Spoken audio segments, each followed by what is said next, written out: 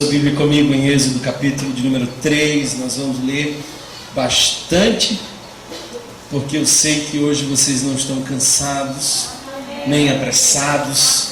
Eu vim preparado para pregar, pelo menos até a meia-noite. Grandes coisas acontecem à meia-noite. Paulo e Silas cantavam à meia-noite. O chão tremeu. E quem sabe ele possa fazer isso entre nós, então é bom a gente ficar até a meia-noite. Capítulo de número 3. Vamos juntos.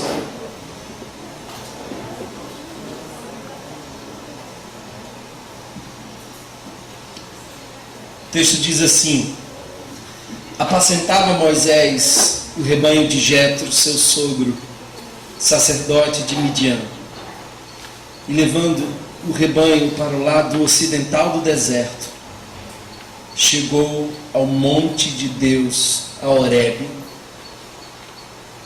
Apareceu-lhe o anjo do Senhor numa chama de fogo, no meio de uma sarça. Moisés olhou, e eis que a sarça ardia no fogo, e a sarça não se consumia.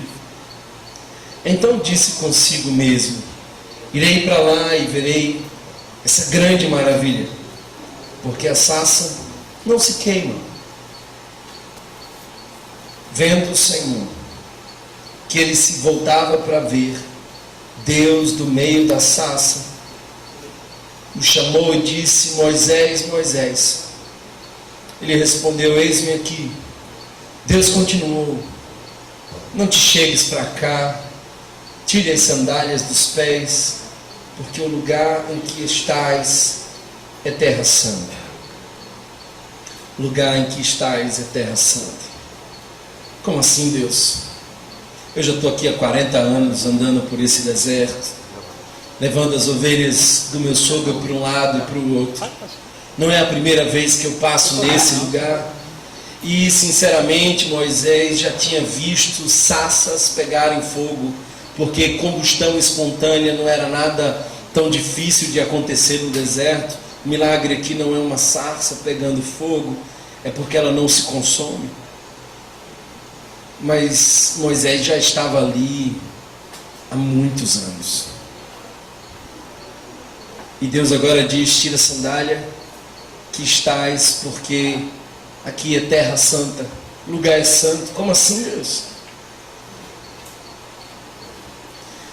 Sabe,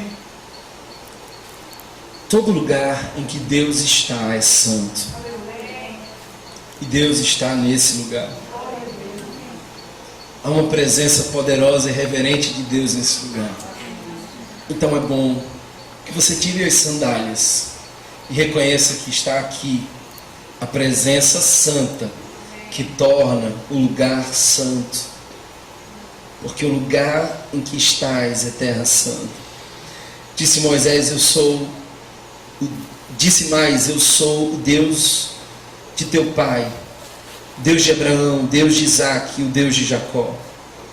Moisés escondeu o rosto, porque temeu olhar para Deus. É interessante que Moisés esconde o rosto para não olhar para Deus. Depois ele quer conhecer a presença de Deus, depois ele tem que esconder o próprio rosto, porque Deus é visto no rosto dele. O texto continua. Verso 7 diz assim: disse ainda o Senhor: certamente vi a aflição do meu povo que está no Egito, e ouvi o seu clamor por causa dos seus exatores. Conheço-lhe o sofrimento. Por isso desci, a fim de livrá-lo da mão dos egípcios, e para fazê-lo subir daquela terra a uma terra boa e ampla, terra que mana leite e mel, o lugar do cananeu, do eteu, do amoreu, do ferezeu, do eveteu e do jebuseu, pois o clamor dos filhos de Israel chegou até mim. E também vejo a opressão com que os egípcios os estão oprimindo. Vem agora, e eu te enviarei a Faraó, para que tires o meu povo, os filhos de Israel, do Egito. Amém. Palavra do Senhor. Eu quero conversar com vocês hoje sobre o chamado de Deus, sobre vocação, sobre como Deus chama pessoas. E eu quero falar sobre esse diálogo que vai começar. Isso que nós lemos até agora foi só a introdução dessa conversa que Moisés tem com Deus e Deus com Moisés. Mas é bom que você perceba uma coisa. Deus viu o que Moisés viu. E Deus procurou alguém que sentiu a mesma angústia que Deus sentiu. Em outras palavras, queridos irmãos, muitas vezes Deus usa a nossa angústia e transforma ela em nossa vocação. Certa vez Moisés estava andando e viu egípcios abusando de hebreus. E ele reage abruptamente porque não conseguia lidar com aquela cena, porque angustiou o coração dele, incomodou o coração dele. Moisés não suportou ver aquelas cenas com indiferença. Então ele sai correndo, faz algo que não devia e foge. Um tempo depois Deus volta lá e diz assim: olha, sabe de uma coisa, Moisés, aquilo que incomodou você é aquilo que me incomoda. E eu ouvi a oração do povo. Esse painel, lindo painel, está cheio de fotos contrastantes com os nomes que estão ao lado: gracioso, Pai, perdoador, redentor, resgatador. E ao lado, fotos de sofrimento, fotos de pessoas que clamam, como clamava Ismael quando Deus ouviu o choro do menino. Deus escuta orações, Deus escuta clamores. E quem sabe eu e você estamos aqui porque Deus ouviu a oração de alguém. Amém. E somou a oração de alguém com a nossa angústia. Amém. Deus utiliza a angústia do nosso coração muitas vezes como a matéria-prima da nossa vocação. Alguém está entendendo isso? Deus nunca usa você para mudar um cenário que não te incomoda. Deus foi atrás de Moisés porque Moisés não suportava ver com indiferença o sofrimento daquele povo. A nossa vocação muitas vezes começa com angústia. Começa com angústia. Não despreze a angústia que você tem. O texto continua. Me ajude aqui, que verso que eu parei? 10. Vem agora e te enviarei a Faraó, para que tires o meu povo, os filhos de Israel, do Egito. Então disse Moisés a Deus, e é aqui o texto base de nossa reflexão, essa conversa, esses dilemas.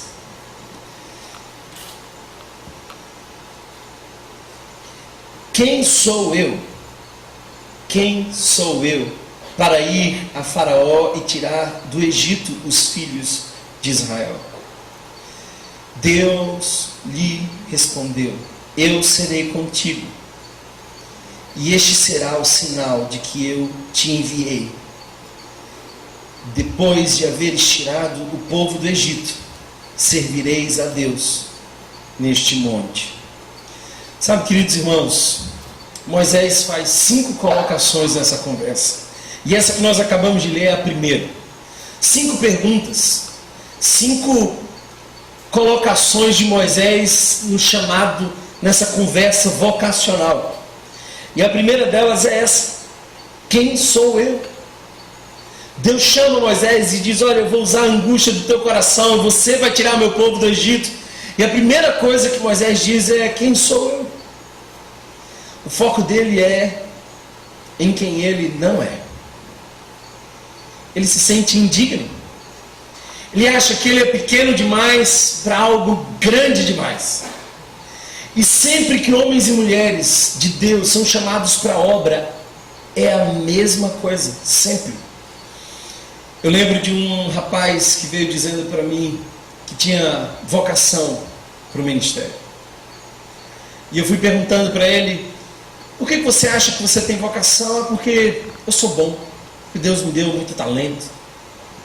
Ah, porque eu posso fazer muitas coisas. E eu fiquei pensando assim: ele ouviu a voz do coração dele, mas não do coração de Deus. Porque sempre a primeira atitude nossa diante de um Deus grande é temor.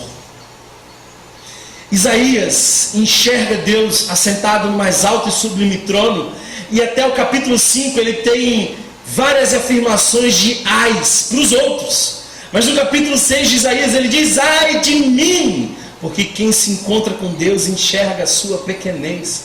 E Moisés começa dizendo: quem eu sou? Eu não dou conta disso. É demais para mim. Eu tenho pouca capacidade, talento. Eu não consigo. Eu não sei se você sabe, mas Moisés foi parar no deserto por 40 anos porque estava com medo de ser assassinado. Ele era um fujão.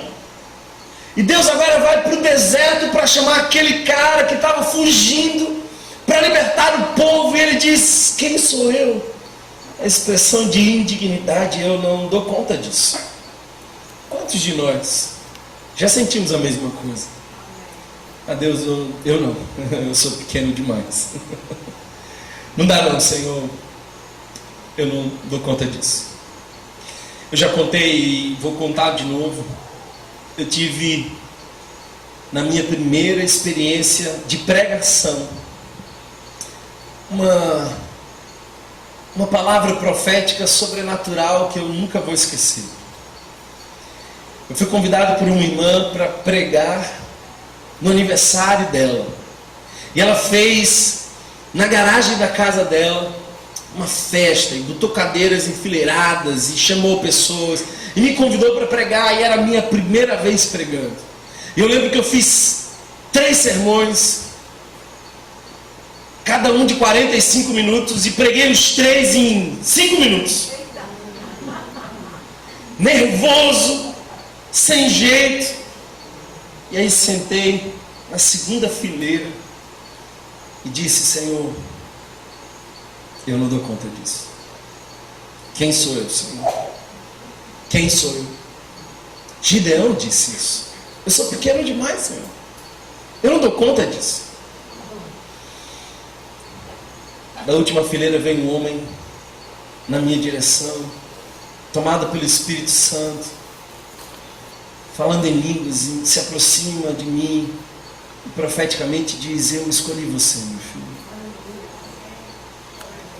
e eu vou te usar para alcançar a muitos.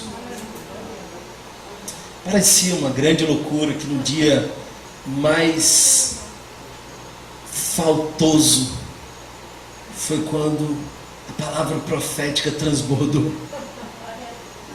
Quem sou eu, Deus? Eu não. Para missões não. Missões não dá para mim, eu não sirvo. Quem sou eu? Olha só que coisa linda. Deus responde, verso 13. Deus responde. Moisés, aliás, verso 12. Deus afirmou: eu estarei com você. Esta é a prova de que sou eu quem o envia. Quando você tirar o povo do Egito, vocês prestarão culto a Deus neste monte.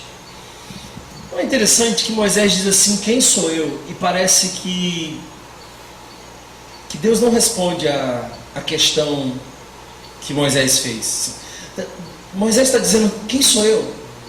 Mas Deus não diz: Moisés, você é esse. Deus diz: eu estou com você. Não é interessante isso? Você diz assim: Deus, quem sou eu para isso? E em vez de Deus dizer quem é você, Deus diz que estará com você.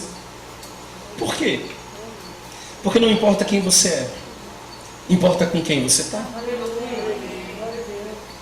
Na missão não importa quem você é, mas quem está acompanhando você. Você já teve aquela experiência de entrar em alguns lugares, não porque você tinha condição de entrar nesses lugares, mas porque você estava acompanhado de alguém com as credenciais para entrar nesses lugares? Eu lembro que uma vez eu entrei naquelas salas VIPs do aeroporto, porque eu estava acompanhado de uma pessoa que tinha um cartão que dava acesso à sala VIP. E aí a gente vai entrando nos lugares, não porque a gente merece, mas porque a gente desfruta do benefício de com quem nós estamos acompanhados. Alguém está entendendo isso? Na missão não tem nada a ver com você. Graças a Deus que não tem nada a ver com você.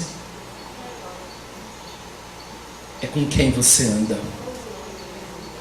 Enoque andou com Deus. Noé andou com Deus. É com quem você anda, é a presença de Deus. Sabe, é em nome de Jesus. E essa coisa de em nome de Jesus não é uma forma de fechar a frase final da oração. É a forma de abrir as portas do céu. Não é como a gente encerra as nossas preces, é como a gente se apresenta diante da eternidade. Eu não venho aqui diante de Deus dizendo quem eu sou, eu venho a partir do nome dEle. Eu estou desfrutando da autoridade dEle, as chaves são dEle, é o nome dEle. Na missão, não importa quem você é, mas com quem você ama. Essa era a primeira lição que Moisés precisava entender. Quem sou eu, Deus? Fica tranquilo, Moisés, você é realmente pequeno. Deus não disse que Moisés é grande, já notaram isso? Se Deus fosse um coach, Deus ia dizer assim: diga, você consegue, você é grande. Não é? Relaxa, Moisés, você é realmente pequeno. Mas o seu tamanho não importa. Eu vou com você.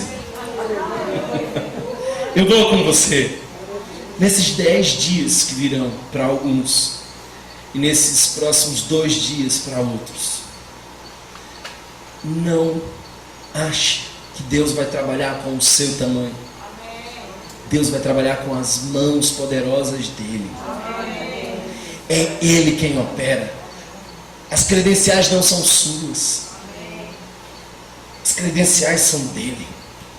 Quando eu li isso hoje de manhã, eu falei assim: obrigado, Senhor, porque eu sou só um menino, mas meu Deus é um grande Deus. Mas ele ainda faz uma segunda pergunta. Se você observar o verso 13, você vai ver que agora ele não pergunta mais quem ele é, mas pergunta quem Deus é. Porque, entenda, Moisés está diante do desconhecido. Até o presente momento, Moisés não estava como membro em nenhuma igreja e não tinha intimidades maiores com Deus. Deus vai ao encontro de Moisés, mas sinceramente Moisés sabia muito pouco sobre Deus. Como Abrão, quando foi chamado na terra de Ur dos Caldeus, também sabia muito pouco. A iniciativa é sempre de Deus. Deus é sempre aquele que vai ao nosso encontro primeiro.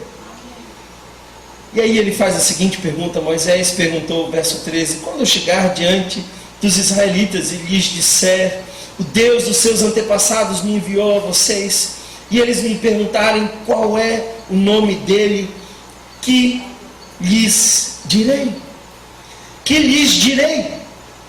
A coisa mais interessante aqui é que Moisés começou a pensar: tudo bem, eu vou para lá e eu digo que eu ouvi uma voz de um anjo no meio do fogo, numa sarça que não se consumia. Mas que mais informações eu tenho? Que mais argumentos eu apresento? O que mais que eu digo? Olha a resposta de Deus. A primeira resposta de Deus é: descanse na minha presença, eu vou com você. Mas a segunda resposta de Deus é: anuncie a minha suficiência. O que a gente vai dizer sobre Deus na missão? que Ele é suficiente, que Ele é o bastante. Disse Deus a Moisés: eu sou o que sou. É isso que você dirá aos israelitas: eu sou me enviou a vocês. Disse também Deus a Moisés: diga aos israelitas: o Senhor, o Deus dos seus antepassados, o Deus de Abraão, o Deus de Isaac, o Deus de Jacó, enviou-me a vocês. Esse é o meu nome para sempre, nome pelo qual serei lembrado de geração em geração. Aqui vai a segunda lição de Deus para Moisés e para nós. Deus, que argumentos eu tenho? Quais são os nomes? Quais são os detalhes? Qual é a teologia? E Deus diz assim: olha, diga que eu sou. Como assim, Deus? Eu sou. Na missão, não são os argumentos que convencem, mas os testemunhos. Eu sou o Deus de Abraão, o Deus de Isaac, o Deus de Jacó. Ninguém, absolutamente ninguém, se converte por alguém que pregou bonito. Se converte por alguém cheio do Espírito Santo, que ouviu a voz de Deus. Eu vi muitos amigos investirem em discussões, em embates teológicos. Gente que ia para a universidade para tentar convencer as pessoas com argumentos apologéticos que Deus existia, e eu só percebia que o debate tensionava e um dos lados saía frequentemente humilhado. Mas eu nunca vi uma alma se render por argumentos apologéticos. Mas eu vi muitos olharem para pessoas e enxergarem a Deus. Eu sou o Deus de Abraão, o Deus de Isaac, o Deus de Jacó. Eu sou o Deus das relações, eu sou o Deus das pessoas, e eu sou suficiente. Não há adjetivos que me coloquem. Sabe, não é um Deus estudado na academia, é um Deus conhecido na intimidade. Eu já vi muita gente ir para o seminário teológico e começar a dissecar Deus como se fosse um objeto, e vamos lá, as partes de Deus, e você tem as teologias sistemáticas, e todas elas são muito úteis para conhecimento, mas nunca para convencimento. É o Deus da intimidade. Eu sou o Deus de Abraão. Eu fico pensando que Deus não diz só: eu sou o Deus de Abraão. Eu acho que Deus também diz assim: eu sou o Deus do Thomas. E sinceramente, se você ler a história de Abraão, tem coisas que eu nunca fiz, e ele fez. A gente fica distanciando demais as personagens bíblicas, mas as figuras bíblicas são tão semelhantes a nós. Deus continua dizendo assim: eu sou o Deus de Natália, eu sou o Deus de Léo, sou o Deus do Rui. Deus parece que Ele tem orgulho de dizer assim: eu sou o Deus desse cara. Na missão, o poder não está nos nossos argumentos, mas na nossa intimidade com Deus. A gente precisa conhecer Deus mais de perto. Eu já contei essa história e vou contar novamente. Certa vez um homem do campo, desses iletrados, conheceu a Jesus e começou a andar com Jesus intensamente, e foi acometido de uma doença grave, foi para o hospital, estado terminal. As pessoas iam visitá-lo achando que era a última vez que o viam, e o pastor desse homem foi lá naquela cama, naquele leito de hospital, e aquele homem diz assim: pastor, está tudo certo, eu estou em paz, eu estou tranquilo. Aí aquele pastor disse assim: mas por que você está tão tranquilo, meu filho? Aí ele disse assim: é porque quando todo mundo vai embora, quando as luzes se apagam, eu às vezes digo: Jesus, aqui é o Zé, vem para cá. E às vezes Deus diz: Zé, aqui é o Jesus, eu já estou por aqui. É intimidade. O sucesso da missão não está no quanto você sabe sobre Deus, mas no quanto você tem de intimidade com Ele. Terceira pergunta de Moisés. Olha só, terceira pergunta de Moisés. Verso 4, aliás, capítulo 4, verso 1. Dá um salto aí. Êxodo capítulo 4, verso 1. Moisés respondeu: e se eles não acreditarem em mim, nem quiserem me ouvir e disserem: o Senhor não apareceu a você? Note a expressão e se. Moisés está perguntando sobre aquilo que ele não controla. A primeira pergunta de Moisés é: quem eu sou? A segunda é: quem é você? Mas a terceira é sobre o controle. Moisés está dizendo assim: ok, mas eu já estou ansioso. Porque o e se é a tradução da nossa ansiedade. Já percebeu isso? Toda a estrutura da ansiedade se monta nisso. E se? Por que a gente é ansioso? A gente é ansioso porque a gente começa a pensar, e todo pensamento ansioso começa com e se? E se não der certo? E se o dinheiro não chegar? E se as portas não se abrirem? E se as pessoas não acreditarem em mim? E se ninguém me der a chance de falar? E se?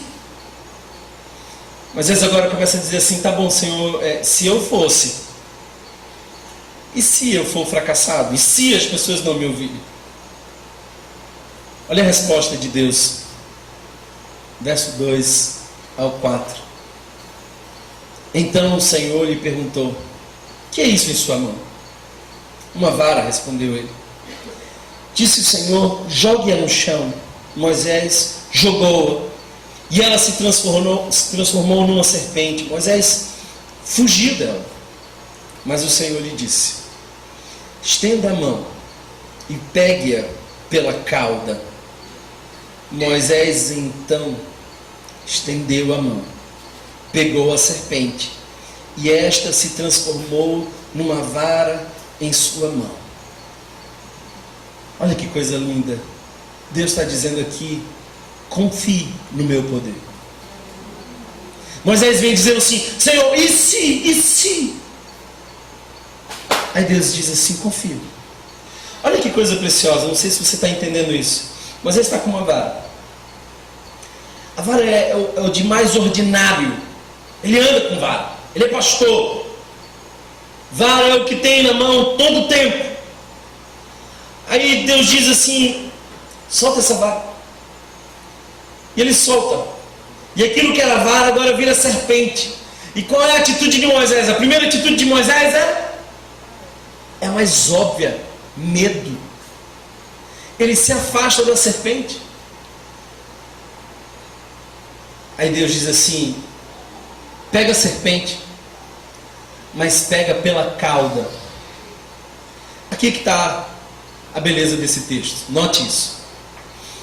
Quem pega a serpente nunca pega pela cauda. Vai pela cabeça, porque busca o controle. Alguém está entendendo isso?